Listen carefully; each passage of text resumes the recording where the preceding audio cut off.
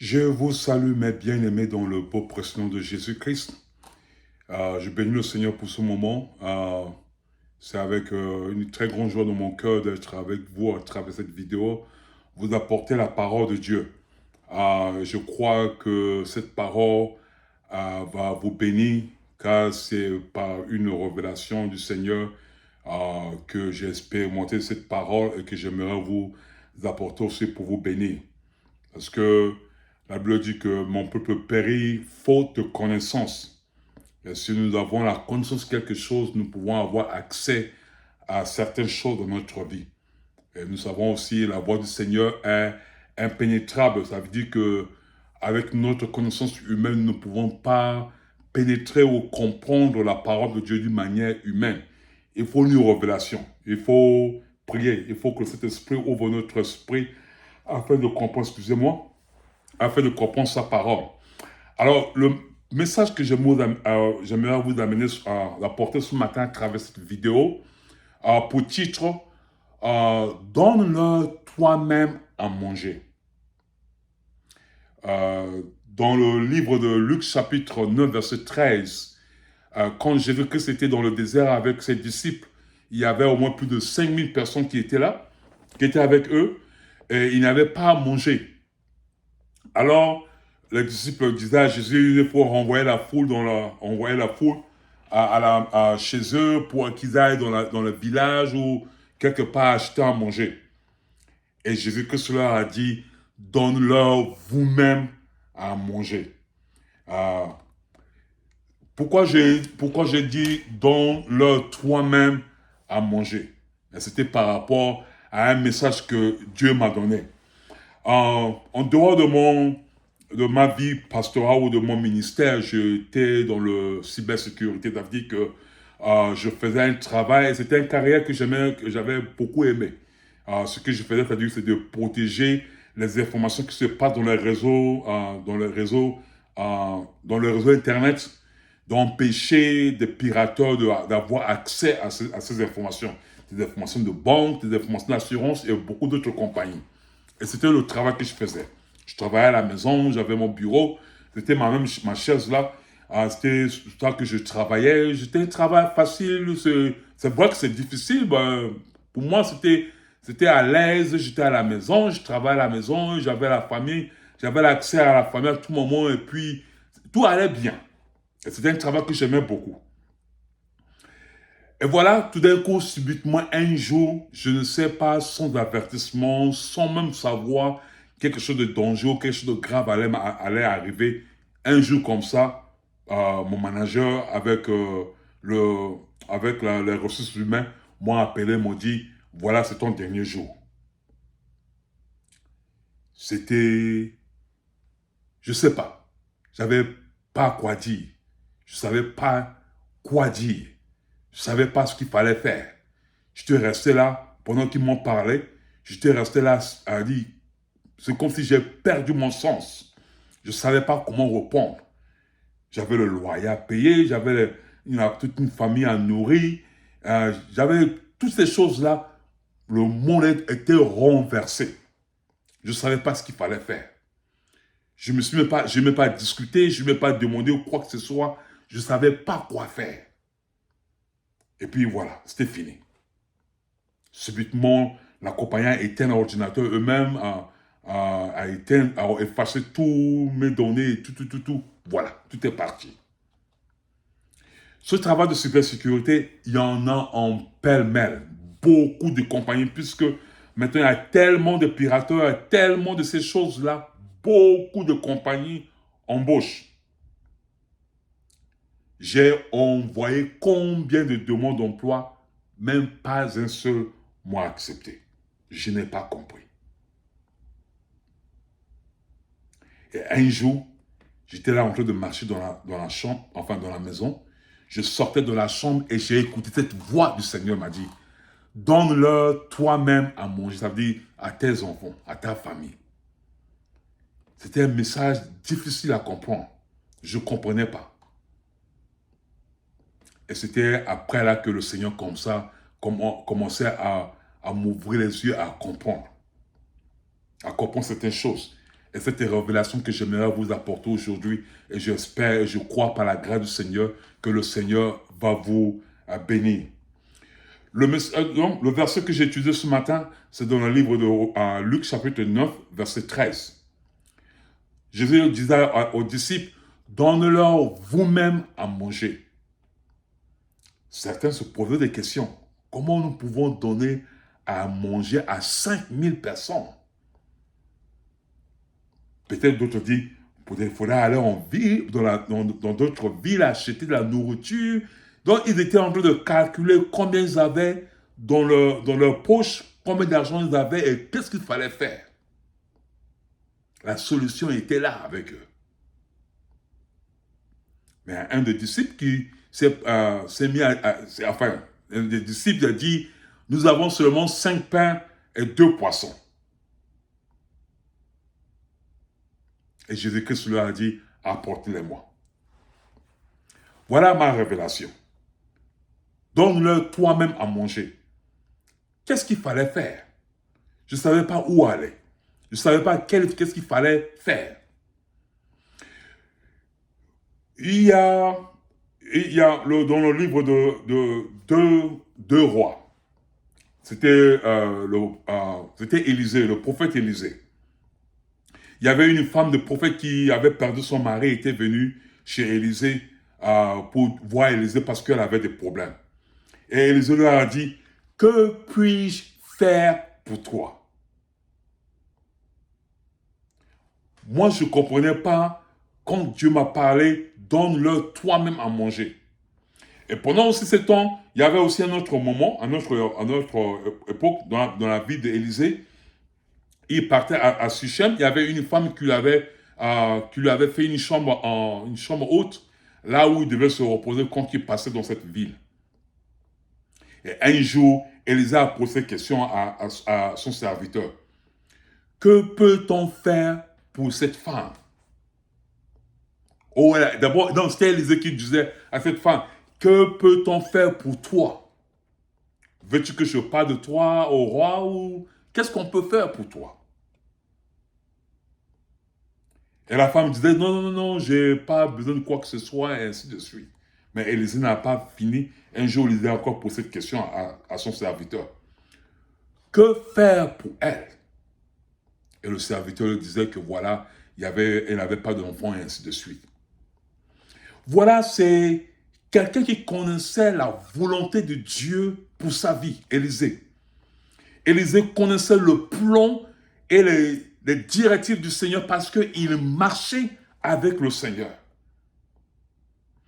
Mon frère, ma soeur, il est très important de savoir comment marcher avec Dieu. Élisée connaissait la volonté de Dieu pour lui. Il savait ce qu'il avait. Il avait quelque chose. Moi, je ne savais pas la volonté de Dieu pour moi. Voilà une autre révélation. Dans le livre de Romains chapitre 11, verset 33, que j'aimerais lire avec vous. Romains chapitre 11, verset 33.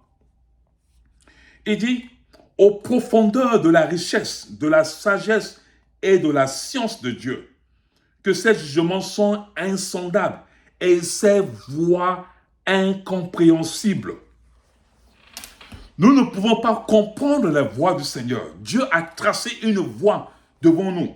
Vous pouvez aussi lire dans Ésaïe chapitre 35, verset 8. Vous allez comprendre. Dieu a frayé un chemin devant nous pour ceux qui marchent avec lui. Et vous savez que ce chemin, il y a des stations de bénédiction tout au long de ce chemin. Parce que Dieu savait qu'il y aura des besoins qui viendraient dans notre vie et ces bénédictions sont là déjà préparées, Certains se manifestent naturellement par la grâce. D'autres se manifestent par une révélation. Et des fois, nous ne comprenons pas parce que nous ne sommes pas tellement attachés à ce que Dieu fait dans notre vie. Des fois, un besoin se lève dans notre vie et nous ne savons pas comment faire dans cette situation. Des fois, nous cherchons notre solution nous-mêmes ou des fois, nous cherchons à trouver un autre moyen sans savoir qu'il y avait déjà une station de bénédiction que Dieu a mis tout au long de cette voie. Il est un Père responsable. Il a tout pourvu pour nous. La Bible dit dans le livre de Jérémie que j'ai un bon projet pour vous. Un projet de bonheur et non un projet de malheur. Ça veut dire que chaque jour de notre vie ou à chaque étape de notre vie, Dieu a déjà préparé ou a pourvu certains besoins qui devaient venir plus tard dans notre vie. Et deux fois, quand nous ne comprenons pas ces besoins, deux fois, Dieu amène l'adversité. Voyez une chose, quand Dieu amène l'adversité, deux fois nous aussi, nous ne comprenons pas, nous attaquons l'adversité au lieu de voir ce qui est derrière l'adversité.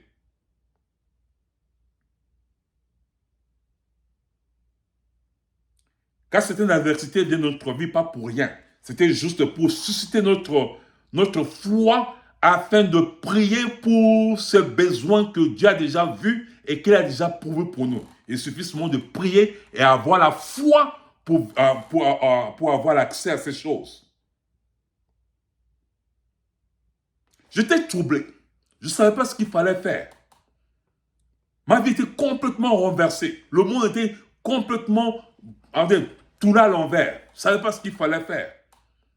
Alors, il y avait des besoins, il y avait des choses que Dieu, c'était le moment opportun pour moi de savoir que, oh, voilà, il est temps maintenant d'avoir la foi à ces choses-là et de les prendre. Dieu avait déjà pourvu.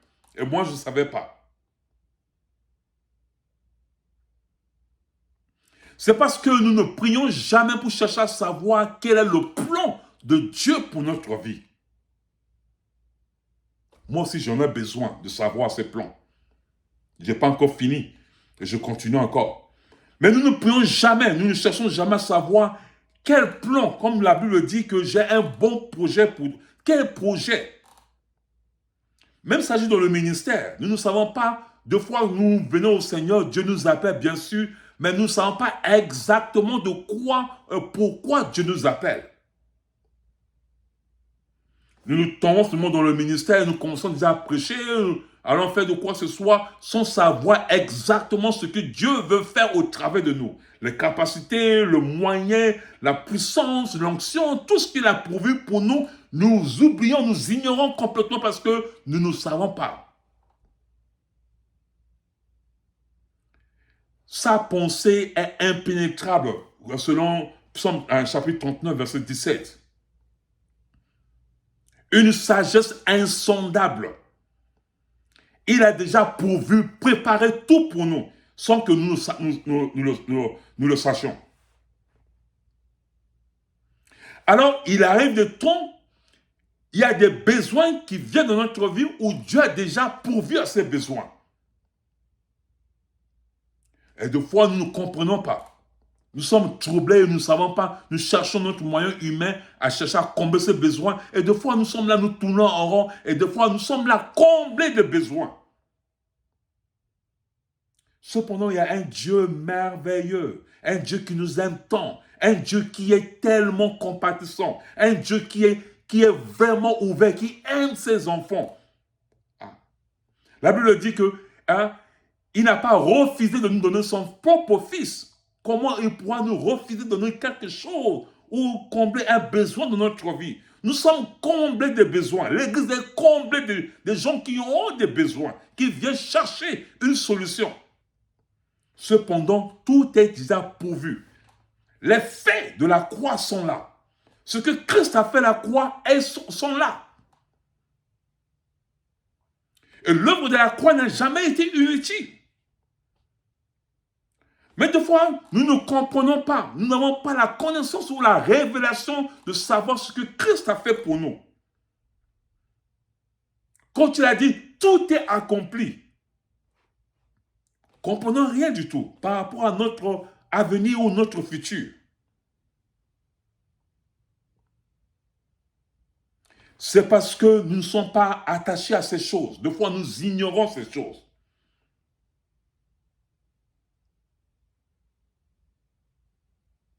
Et nous sommes comblés des besoins.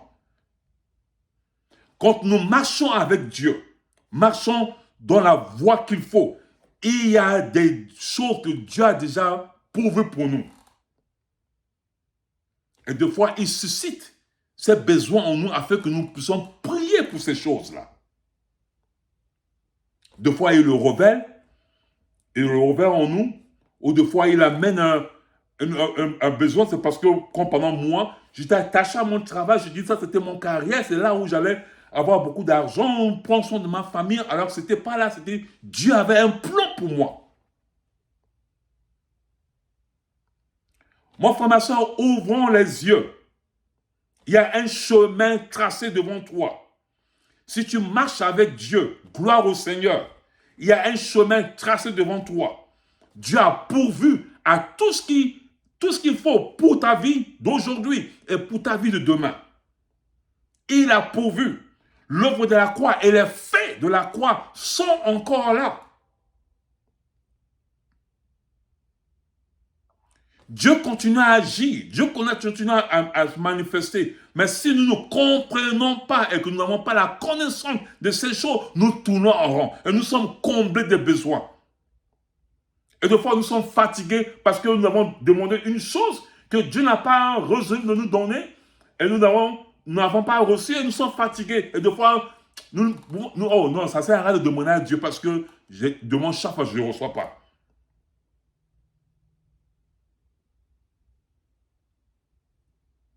Nous nous limitons selon nos capacités financières ou matérielles.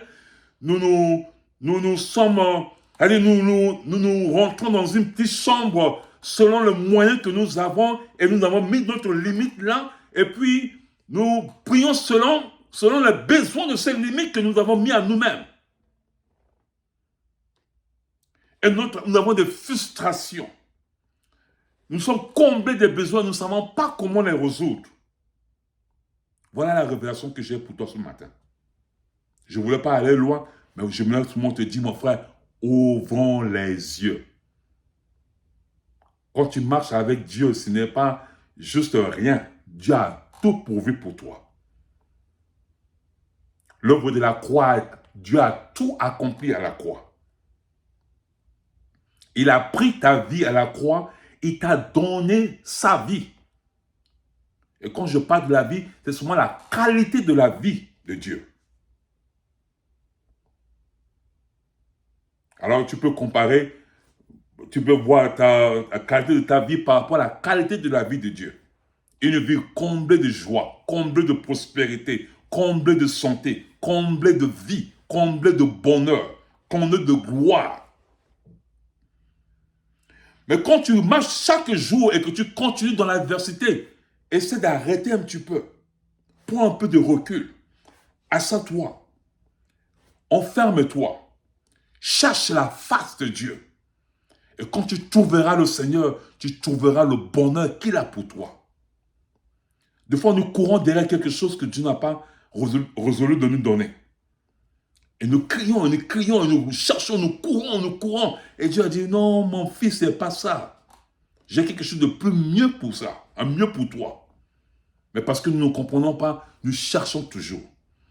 Alors, mon frère, ma soeur, si tu continues à être dans la frustration, à chercher parce que tu n'arrives pas à voir ce que Dieu a placé pour toi, le besoin que Dieu relève dans ton cœur afin de prier pour obtenir ce qu'il a déjà pourvu. Si tu n'arrives pas à voir, il est temps d'arrêter un petit peu. Prends le temps. Cherche la face du Seigneur. Voilà la révélation que j'aimerais vous apporter ce matin. Cherchez à connaître le plan de Dieu pour votre vie. Qu'est-ce que Dieu a déjà fait? Et c'est même bénédiction que nous avons raté. Dieu a la capacité de nous ramener à obtenir ces choses. Et toi, mon bien-aimé, toi qui as pu avoir l'occasion d'écouter cette vidéo, que tu n'as jamais donné ta vie au Seigneur, comme je le dis toujours, ça prend toujours 5 secondes à devenir chrétien. Alors, si tu veux donner ta vie au Seigneur aujourd'hui, ferme tes yeux et répète cette prière après moi. Seigneur Jésus, au nom de ton Fils Jésus, que je viens à toi, tel que je suis. Pardonne mes péchés. Accepte-moi tel que je suis, car je viens à toi. Tu es mon Dieu. Tu es mort à la croix pour que j'ai pu avoir le salut. Aujourd'hui, je te reçois dans mon cœur, comme mon Seigneur, mon Sauveur. Merci Jésus. Amen. Si tu as fait cette prière, mon frère, ma soeur, tu es déjà chrétien. Mais cela ne s'arrête pas là, c'est juste le début. Cherche une Bible, rentre dans une église là où on prêche la parole de Dieu dans toute la vérité, approche les hommes de Dieu afin de t'aider à marcher dans la voie du Seigneur. Et si tu as des questions pour moi, vous pouvez m'écrire, me laisser un commentaire et je pourrai vous répondre personnellement. Que le Seigneur vous bénisse, que votre yeux s'ouvrent, que l'esprit, que les yeux de votre esprit s'ouvrent afin de connaître le plan merveilleux que Dieu a pour vous. Soyez bénis et que soyez bénis dans tout ce que vous faites dans le nom de Jésus. Amen.